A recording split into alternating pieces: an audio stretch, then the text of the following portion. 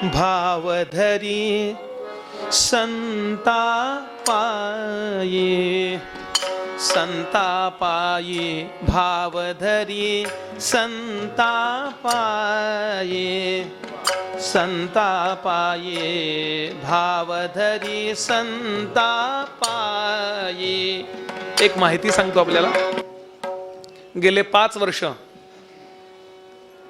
व्यवस्थित अभ्यास व्हावा याकरता मी आणि आमचा ग्रुप बोरिवलीचा जे योग्य श्रोते आहेत त्यांना घेऊन नैमिषारण्य, वृंदावन, शुकताल इत्यादी ठिकाणी जाऊन रामकथा किंवा भागवत कथेचा अभ्यास करतोय. सकाळी 2, 2.5, 3 तास आणि तेवढाच संध्याकाळी वेळ, नाश्ता, जेवण, खाण सगळी सोय. ट्रिपचं स्वरूप नाही, त्याला आम्ही अनुष्ठानाचं स्वरूप देतो. जर यायचं असेल आमच्याबरोबर तर 3 महिने आधी तिकीट काढावं लागतं रेल्वेचं. आपल्याला माहिती आहे रेल्वे बुकिंग. दरवर्षी 150, 200 लोक आम्ही नेतो आणि त्यातून खरा परमार्थ करण्याचा प्रत्यक्ष गाय आम्ही आणतो आणि गोप्रदान घडवतो. प्रत्यक्ष आम्ही यज्ञ करून घेतो, प्रत्येकाला आहुती द्यायला बसवतो. समंत्रक व्यवस्थित आम्ही गंगा स्नान करवतो. काशी यात्रा असेल, रामेश्वर यात्रा, हे सगळं उत्तम करतो. असेल तर आपण येऊ शकता. त्याचे कागद उद्या वाटले जातील माहितीचे. कल्याणकरी एका बाजूला छापलेलं असेल जे आपल्याला शेवटी म्हणायचं आहे कीर्तनाच्या, आणि दुसऱ्या बाजूला माहिती पत्रक छापलेलं असेल की कधी आम्ही चाललोय वृंदावनला. वृंदावनचं आता झालं, वृंदावनला जवळजवळ 200 लोक येणार आहेत. आता तिकीटच मिळत नाही आहे, त्यामुळे नाही आम्ही नेऊ शकत.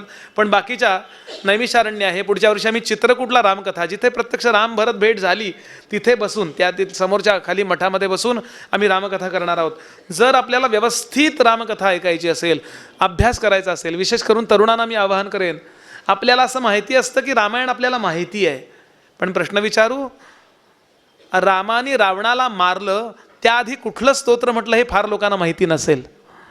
तो बाण कुणी बनवला होता, कुठल्या फॅक्टरीमध्ये माहिती आहे?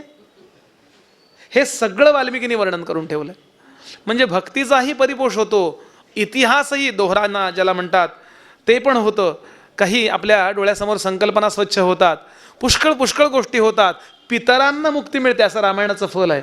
तेव्हा आपण अवश्य या, ज्यांना जमेल त्यांनी या. सगळ्यांनी या म्हणजे एवढ्या लोकांनाही नेऊ शकणार, पण ज्यांना वाटेल की जाऊया, थोडे 9-10 हजार रुपये काहीतरी खर्च होतो.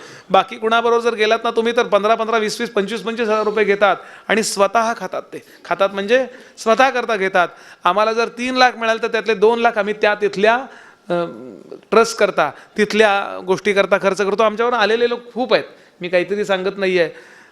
तिथल्या गरिबांकरता, तिथल्या लोकांकरता आम्ही खर्च करत असतो. याची जाहिरात करायची नसते, पण आपली श्रद्धा बसावी म्हणून मी हे बोललो. हे व्रत म्हणून भाटेबुवांनी सुरू केलेलं आहे. बुवा आता नाही देहाने, पण आमच्या माध्यमातून तेच कार्य करतायत. अशा दृष्टीनं जर कुणाला वाटलं तर येऊ शकता. उद्या कीर्तनाच्या मध्यंतरात ती पत्रकं आपल्यापर्यंत येतील. माहिती पत्रक म्हणून ठेवा किंवा उलटी बाजू कल्याणकरी म्हणून घरात लावा, चिकटवा. कल्याणकरी तर चांगलंच आहे की, नका येऊ ट्रिपला, पण कल्याणकरी म्हणा, एवढं तर शक्य आहे. बघा, थोडं नाम घेऊया आणि चरित्राकडे जाऊया. जय राम श्रीराम, जय राम, जय जय राम. श्रीराम जय राम, जय जय राम. हो श्रीराम जय राम, जय जय राम. श्रीराम जय राम, जय जय राम. श्रीराम जय राम, जय जय राम. श्रीराम जय राम, जय जय राम. श्रीराम जय राम, जय जय राम. श्रीराम जय राम, जय जय राम. श्रीराम जय राम, जय जय राम. श्रीराम जय राम, जय जय राम. श्रीराम जय राम जय जय राम.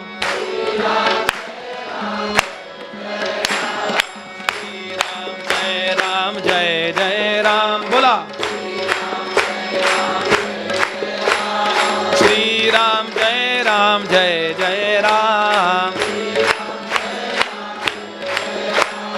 श्रीराम जय राम जय जय राम. श्रीराम जय राम जय जय राम. श्रीराम जय राम जय जय राम.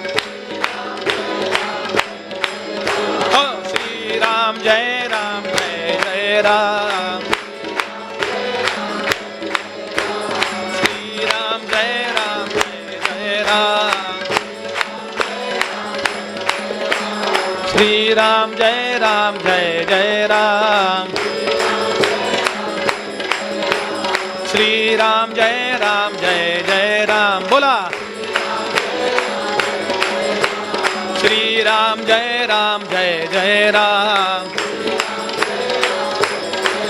हो श्रीराम जय राम जय जय राम. श्रीराम जय राम जय जय राम. श्रीराम जय राम जय जय राम.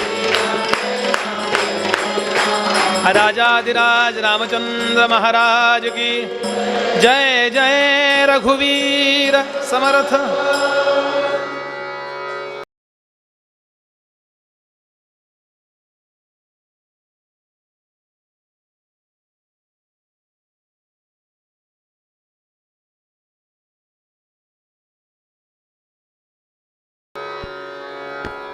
समर्थ रामदास स्वामींचं कीर्तन विदर्भामध्ये एका ठिकाणी चालू होतं.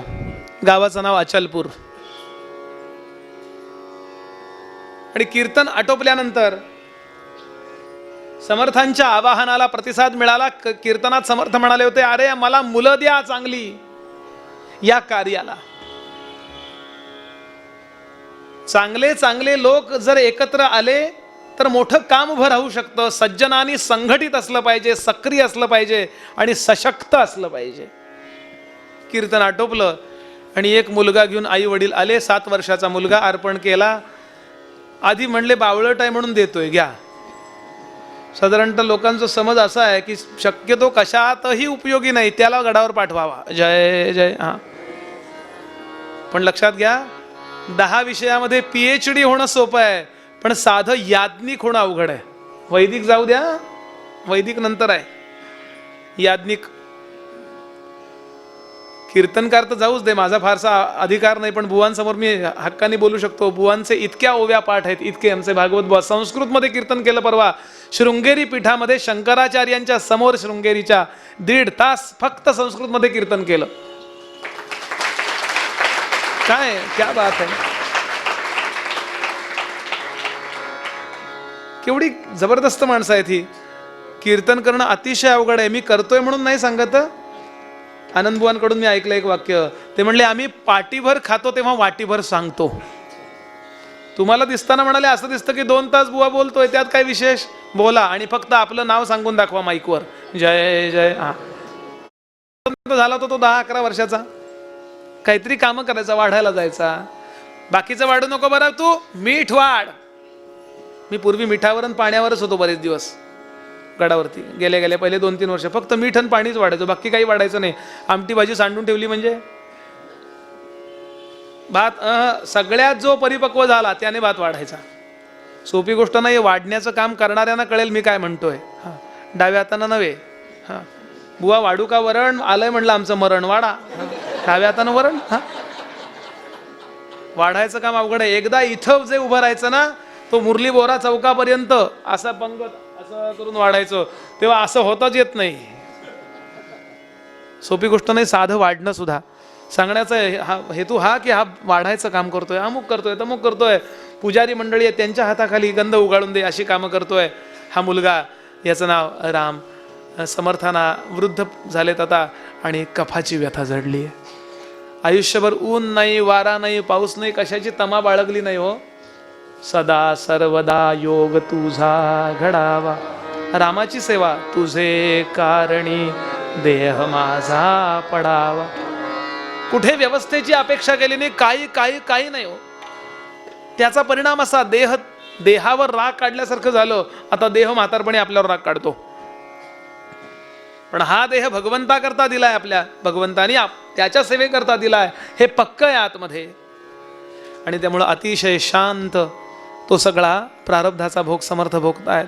खोकला लागायचा हो, रात्रभर उबळ खोकल्याची, 100 वेळा थुंकायला जाणं अवघड आहे. म्हणून म्हातारपणी पिकदाणी देतात बघा. आजही ती पिकदाणी आहे गडावर ठेवलेली. त्या पिकदाणीमध्ये कफ साठला म्हणून कोणाला तरी हाक मारली समर्थाने. नेमका हा राम समोर, राम इकडे ये रे. इतका भाविक होता, भावधरी संतापाई, या अभंगाला फिट होता. फार कळत नव्हतं त्याला, कदाचित त्यामुळं भाविक असेल.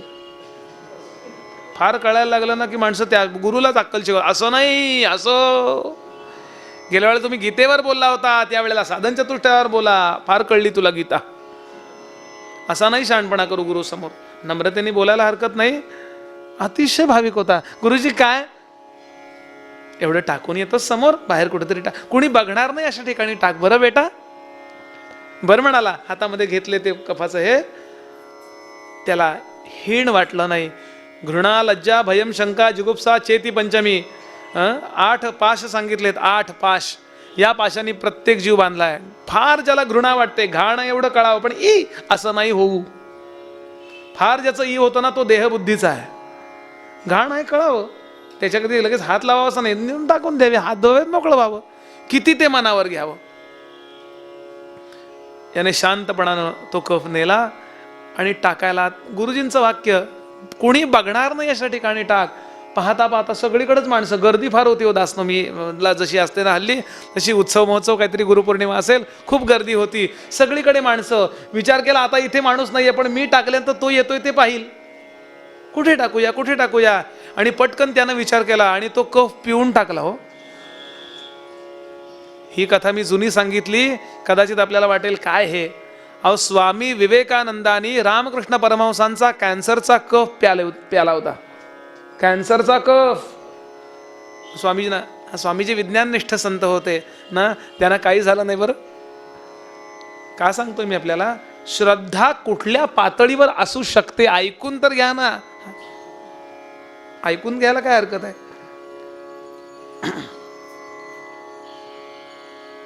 वामदेव आजारी पडले,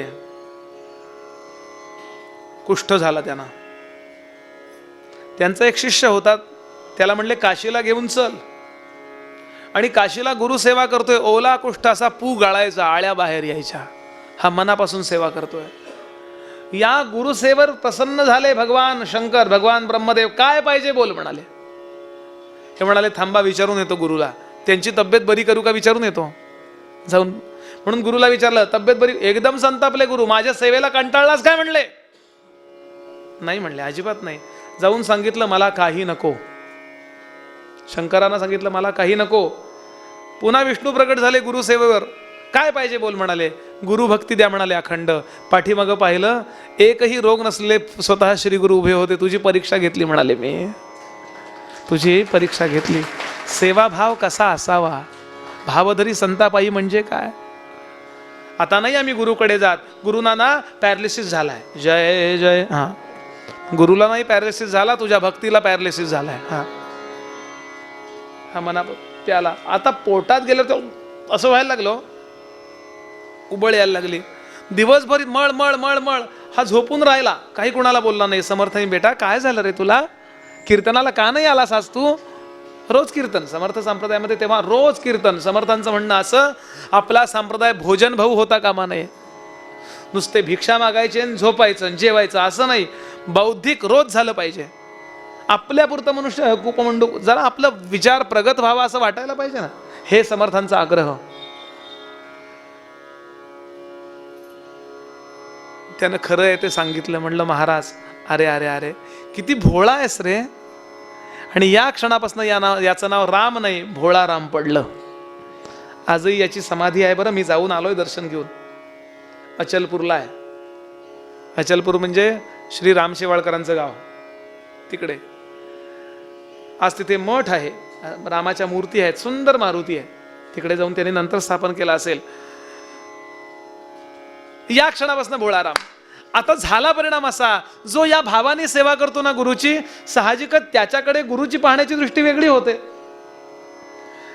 बघा ना, आपल्याला मुलं बरीच असतात, पण आपली अगदी आई वडिलांची आजीबद्दल शी काढणारी जी पोरं आहेत ना, त्यांच्याबद्दल सहजच त्यांना एक वेगळा सॉफ्ट कॉर्नर होतो ना. माझ्याबद्दल घाण नाही वाटत याला, साहजिकच वाटतं की नाही. असं त्याच्याबद्दल झालं. त्यामुळे समर्थ त्याला ना जवळ, इथं बस, माझ्याजवळ बस, झांज घे, वाजव, अमुक कर, वाजव, अमुक कर, तमुक कर, पान पाहिजे मला. एकदा खूप खोकला लागला, तेव्हा रामाला प्रार्थना केली, रामा एक काम कर, निदान नाम घ्यायच्या आड हा खोकला येऊ देऊ नको ना रे, असं म्हणाले रामाला. तेव्हा सीतादेवी प्रगट झाल्या आणि सीतादेवींनी आपल्या तोंडातला उष्टा विडा प्रसाद म्हणून दिला. म्हणले आता तुला बरं वाटेल, आणि जर कधी खोकला झाला तर तू विडा करून तयार करून खात जा. बरं म्हणाले, हरकत नाही. तेव्हापासून समर्थ विडा खाऊ लागले. विड्यामध्ये महत्वाचे पदार्थ आहेत, सुपारी आहे, कात आहे आणि चुना आहे. याच्यात चौथा पदार्थ, पाचवा पदार्थ घालायचा नसतो. अरसिक लोक काय वाटेल ते घालतात, खोबरं घालतात, अजून बरेच आहेत पदार्थ, ते सगळे या गादीवर ना बोलता येणार नाही. पुलंचं पानवाला आहे का, जय जय, बास पुरे. अस्सल पान खाणारा म्हणले एवढाच खातो. याचा जो नीट आहे का, मी पानाची जाहिरात करत नाही, बाहेर पानं विकायला ठेवली नाही पुस्तक दुकानावर. जो रोज पान खातो त्याचं हिमोग्लोबिन कायम 10च्या वर जातं. रोज पान खातो तो. पान, चुना, कात याच्यामध्ये अशी काही व्यवस्था आहे की तुमचं हिमोग्लोबिन वाढूनच जातो. म्हणून आपल्या देवतांच्या उपासनेमध्ये पान आहे, सुपारी आहे की नाही. बघा, रोज पानाचं त्याला अर्पण करायचंय पान. समर्थ पान खायला लागले. आता पुढे पुढे दात गेले त्यांचे, मग ते कुटून खायला लागले. आता या दोन्ही सेवेमध्ये परिणाम असा झाला, दोन्ही सेवेमध्ये परिणाम असा झाला. काय परिणाम झाला की भोळा असा ठरला होता कफ प्याल्यामुळे. त्यामुळं हे पानाचं काम त्यांनी त्या भोळ्याला, भोळ्या इकडे ये, आजपासून मला विडा करून द्यायचं काम तुझं. त्याला विडा कसा करायचा कल्याणा शिकव. कल्याणाने लगेच शिकवलं त्याला, असा करावा बरं विडा. विडा करणं सोपं काम नाही. कॉम्प्युटर चालवण्यापेक्षा विडा करणं अवघड आहे, लक्षात घ्या. लोकांना वाटतं ते सगळ्यात अवघड, ते अजिबात नाही, सगळ्यात सोपं ते आहे. काही अक्कल नाही, अक्कल चालवावीच लागत नाही. क्लिक केलं की मिळतंय, नुसतं क्लिक केलं की वाटेल ते मिळतंय. पाठांतर करा, मग बघा कसं मेहनत करावी लागते. आणि मेहनतीचा प्रसाद त्याचा उपयोग करून जरूर घ्या. म्हणून काम त्याचे हो. काय काम त्याचं? काम त्याचे हो, नित्य विडा द्यावा. काम त्याचे हो, नित्य विडा द्यावा. काम त्याचे हो, काम त्याचे हो, नित्य विडा द्यावा. काम त्याचे हो.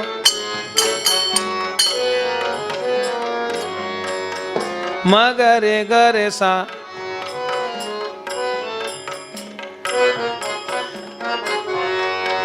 त्याचे हो. एवढंच इकडं तिकडं झालं की कसं चुकतं बघा. काम त्याचे हो, नित्य विडा द्यावा. काम त्याचे हो, म्हणून सन्निध तो राही भक्ती भावा. म्हणून सन्निध तो राही भक्ती भावा. म्हणून म्हणून सन्निध तो राही भक्ती. कफव्याधिस्तव विडा खावयाचा.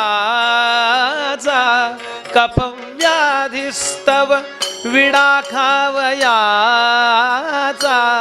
नियम केलासे, नियम केलासे, नियम केलासे औषधार्थ साचा.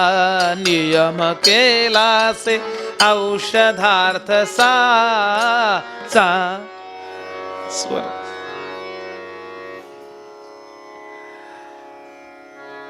आणि एक पाहिजे.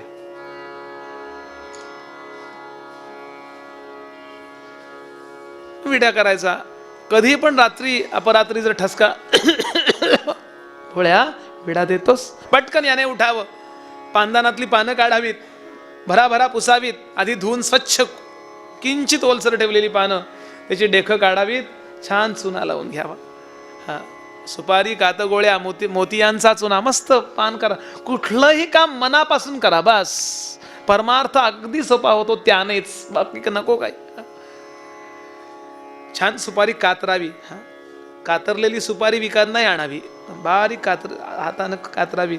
सुपारी कातरणं अतिशय अवघड काम आहे, अतिशय अवघड. जे कातरतात त्यांना कळेल मी काय म्हणतोय ते. गुरुजी नमस्कार. मस्त बारीक कातरावी, त्यामध्ये चांगला कात घालावा. एखादी लवंग जर आवश्यकता असेल, थंडी असेल तर लवंग घालावी, उकाडा असेल तर त्यामध्ये वेलदोड्याचे एखाद दुसरा कण घालावा आणि छान विडा तयार करून द्यावा. छान बेटा, कल्याण होईल बरं तुझं, रोज आशीर्वाद. पण परिणाम असा झाला, करीती इतर द्वेषा, करीती इतर द्वेषा, ठेविती दडवून पानवा कात. बाकीच्यांना द्वेष वाटायला लागला. हा हा हा, आम्ही इतके आधी आलो,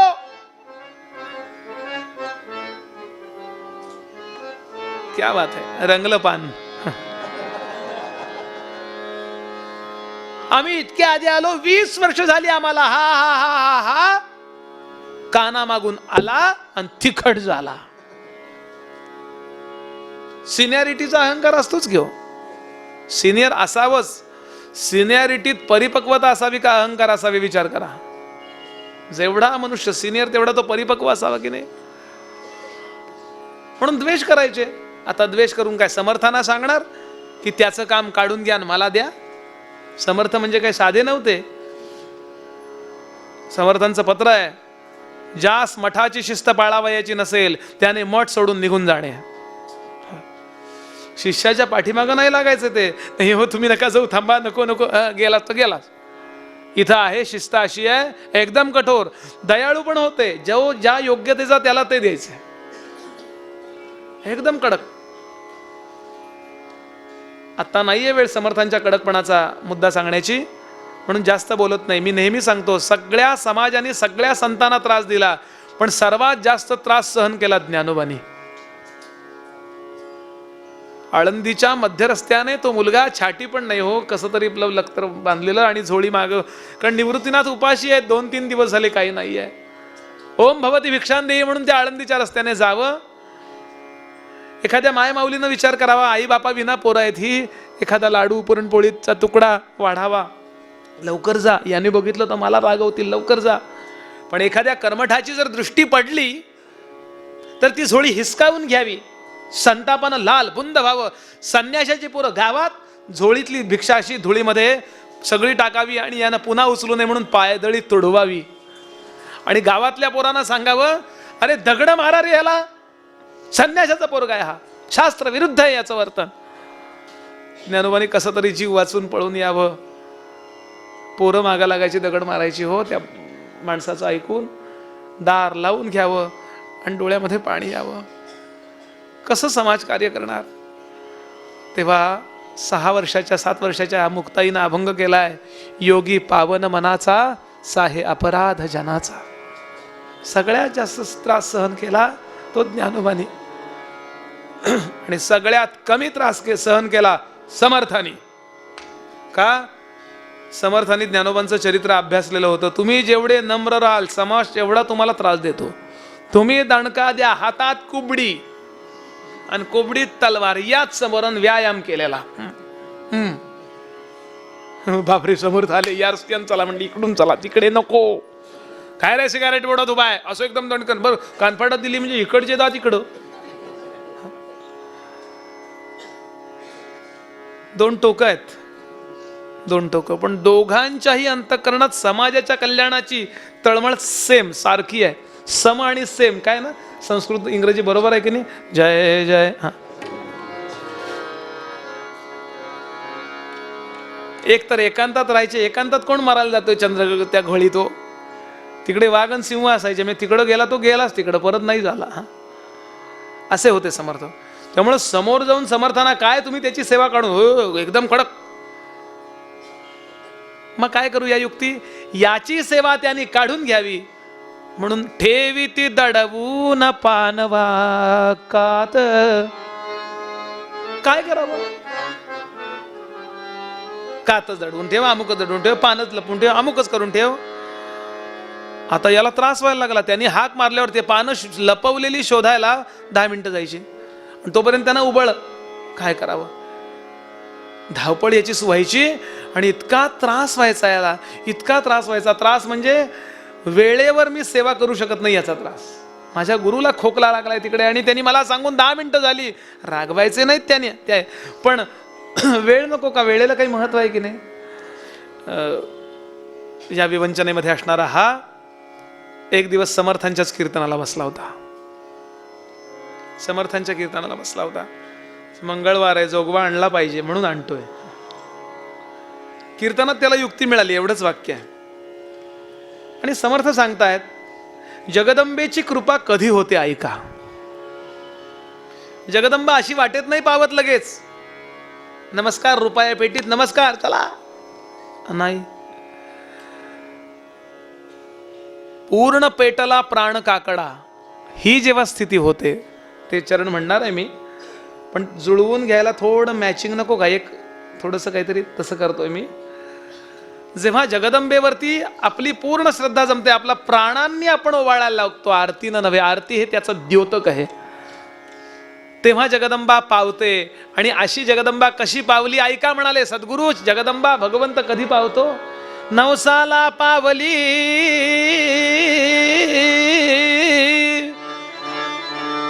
आई माझी नवसाला पावली, नवसाला पावली, आई माझी नवसाला पावली, हो नवसाला पावली, आई माझी नवसाला पावली.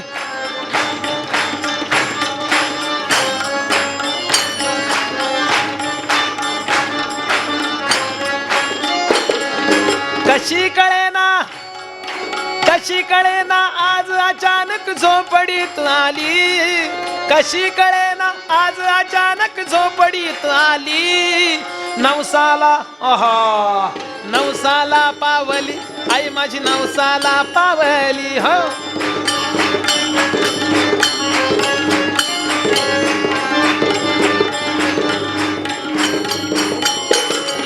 हृदयाचा चौरंग मांडला. अचानक आली, काहीच नव्हती व्यवस्था, हो अव्यवस्था हीच व्यवस्था.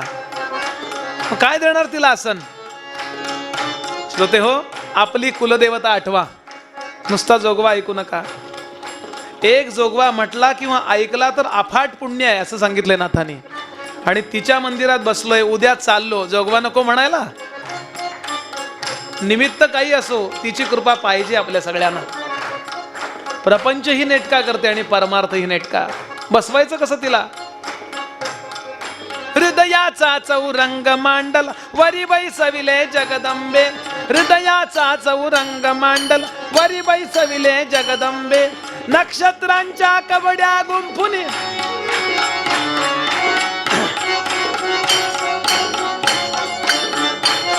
हृदयाचा चौरंग मांडला वरी बैसविले जगदंबे. ओले श्रीफळ देता ओटी दया घनी हासली, ओले श्रीफळ देता ओटी दया घनी हासली. नवसाला उदे नवसाला पावली, आई माझी नवसाला पावली, हो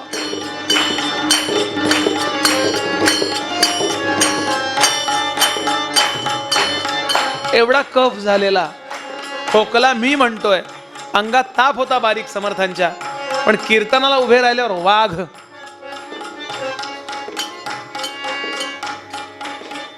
म्हणाले ऐका, तिची कृपा कधी होते.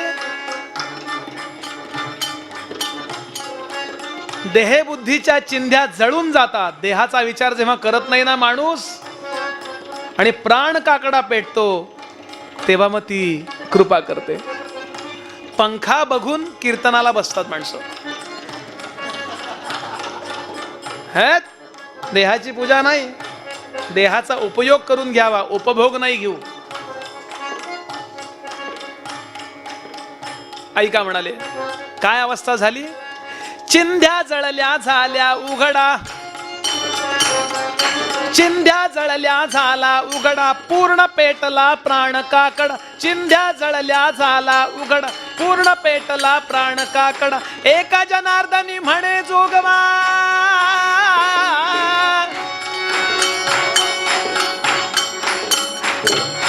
एका जनार्दनी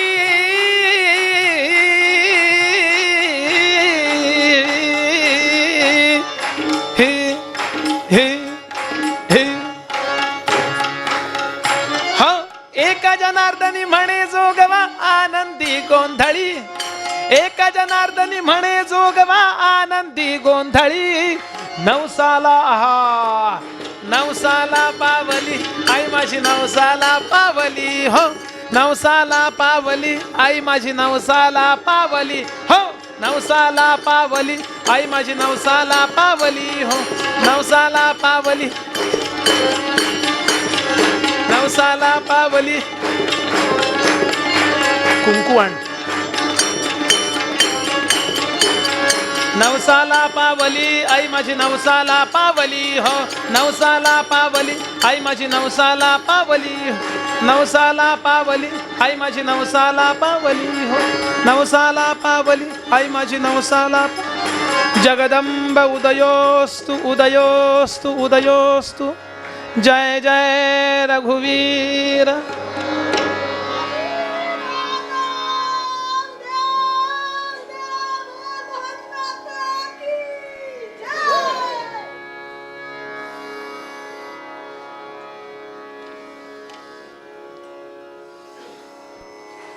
हैदराबादला म्हटला होता मी जोगवा,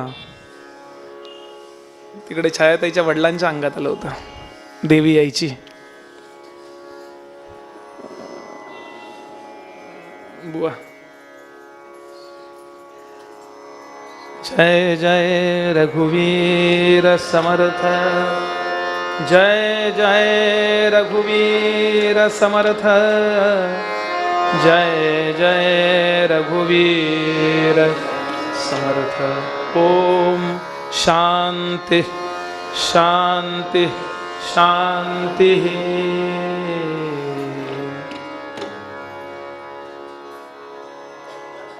हे या पोरानं ऐकलं. इतका त्रास होतोय सेवा करताना. भगवंताची सेवा करायला सुरुवात केली सद्गुरूंची मनापासून की त्रास होणारच. करीती इतर द्वेषा, ठेविती दडवून पानवाकात, खलबत्ताही तैसा, निंदिती सारे तयास एकांत. बसा, कीर्तन झाल्यावर नमस्कार करा.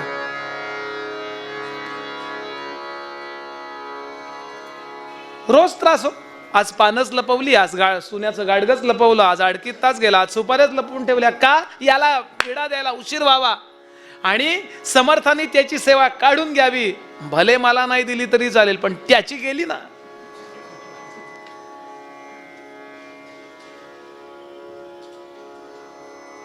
आणि यानं हा जोगवा ऐकला की गुरु सेवा करायला लागल्यानंतर किंवा भगवंताची सेवा करायला लागल्यानंतर चिंध्या जळल्या झाला उघडा, पूर्ण पेटला प्राण काकडा अशी स्थिती झाल्या खेरीज आनंदी गोंधळी होत नाही.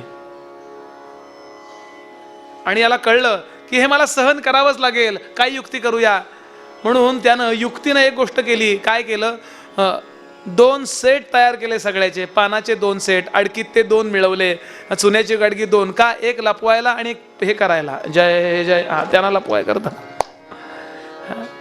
कीर्तन ऐकायला जाणाऱ्याला युक्त्या सुचतात काय करावं. हा, सिरियल बघणाऱ्यांना काही सुचत नाही काय करायचं. आता कळत पण नाही हो काय करायचं. आमचे भाटीभाऊ गमतीन सांगायचे. एका ठिकाणी म्हणाले आम्ही चहाला गेलो, 3 जण होतो म्हणले आम्ही, साधारण मी होतो, अजून 1 जण होते. आणि त्या यजमानीने सांगितलं ऐकलं का? बायकोला सांगितलं, कळलं ना?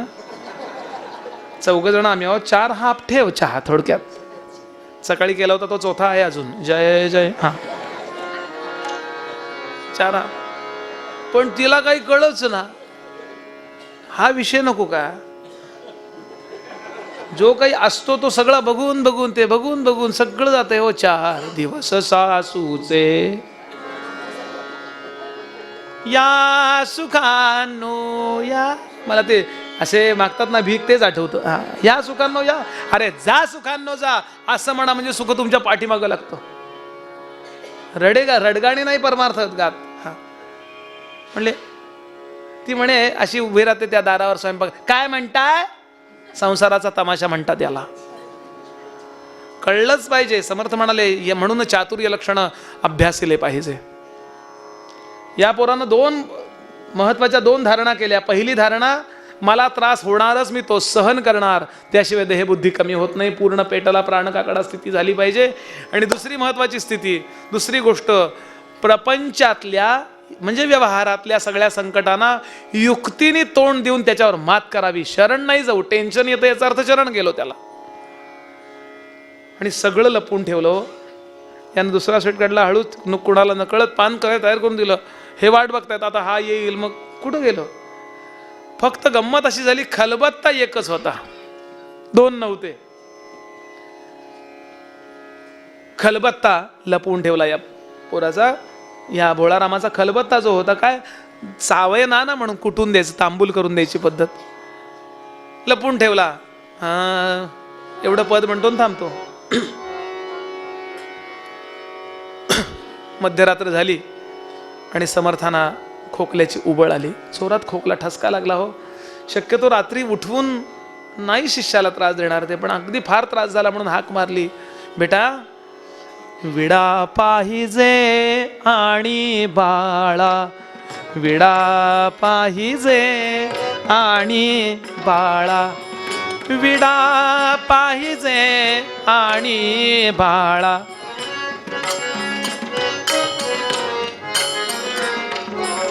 इथून येत नाही ते इथून ऐका. बारकावे एवढे येत नाहीत. क्या बात. स्वतः प्रकाश काकतकर पार्ल्याचेच उत्तम वैदिक आणि उत्तम गायक आहेत. त्यांच्या गाण्याच्या सीडी विक्रीला आहेत बाजारात. पण सगळा मोठेपणा बाजूला ठेवून कीर्तनाला हजर सेवाभावाने. शब्दपूजा छोटीशी. विडा पाहिजे आणि बाळा, खलबत्ता तो शोधू लागला, खलबत्ता तो शोधू लागला.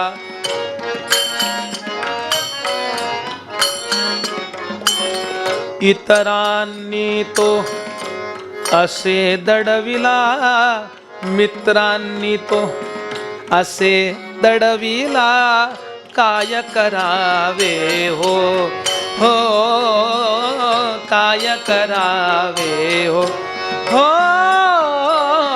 काय करावे हो. खलबत्ताच लपून ठेवला. 10 मिनिटं झाली, 15 मिनिटं झाली, अर्धा तास झाला. आणि मग मात्र समर्थ म्हणले, भोळ्या, सेवा जमत नाहीये का तुला? किती वेळ मला ओरडायला लावतोस? किती खोकला आला मला. समर्थांना माहिती होतं कोणी लपवलाय तो, म्हणून मुद्दाम त्यांना ऐकू जाईल जय जय. आणि मग मात्र याला काही सुचे ना. अंगावर रोमांच. मला ते रागावतायत नव्हे, मला गडावरनं हाकलून देतील या भीतीनं नाही, माझी सेवा काढून घेतील नव्हे. हो, सेवा करेपर्यंत नीट नाही केली याचं वाईट वाटत. आणि म्हणून रामाला प्रार्थना केली, रामा माझं काहीतरी व्यवस्था कर. आणि रामाने एक खलबत्ता पाठवून दिला. सोन्याचा होता का चांदीचा होता ते ऐकण्याकरता उद्या संध्याकाळी बरोबर 6:45 एकत्र जमूया. अगला एपिसोड कल शाम 6:45 बजे या कीर्तनाला. उद्या श्रोते हो, कथा माहीत असली तरी या. तीच गोष्ट व्यवहारात करताना आपल्याला नाही ना भीती वाटत किंवा नाही ना कंटाळा येत.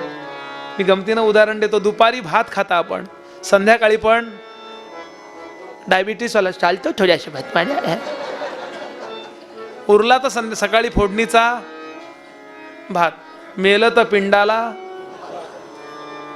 असं कोणी करतं का? नाही. आमच्या आजोबांना बटाटे वडा आवडत होता, वडिलांना समोसा आवडत होता आणि यांना पिझ्झा आवडत होता, पण जोबांना तेव्हा होता म्हणा पिझ्झा, पण काय असे 3 पदार्थ ठेवून त्याच्यावर तर्पण करतात का? भातच लागतो ना. मग तोच भात पुन्हा पुन्हा चालतो, मग तीच कथा पुन्हा पुन्हा का चालू नये? माहीत असलं तरी ऐकायला या, त्याला मस्त फोडणी देणार आहे मी, तुम्ही फक्त यायचं काम करा. हो, आदळ आपट आम्ही 3 करणार आहोत, काही त्रास नाही आपल्याला. मस्त येऊन बसा आणि अंतःकरणापासून फक्त कथा साठवा.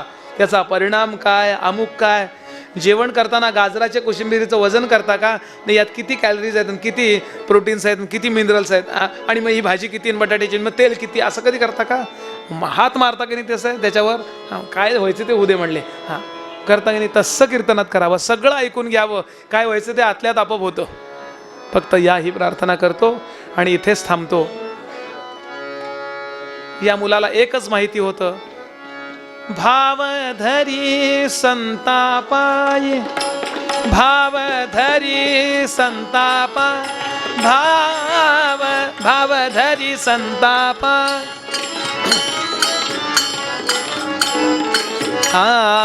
तेणे देव पडे ठाई,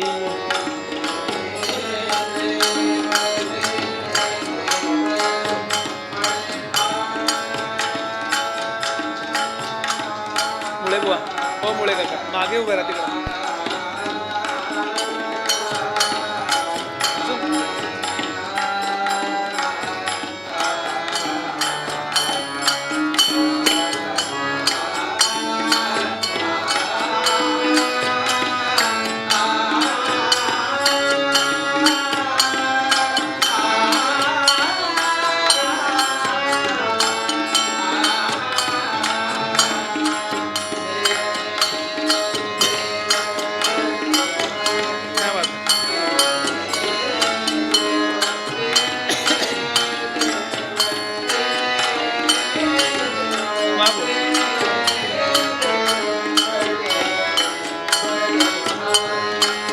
तेणे देव पडे ठाई, तेणे देव पडे ठाई, भाव धरी संतापाई, पायी भाव धरी संतापाई, संतापाई, संतापाई.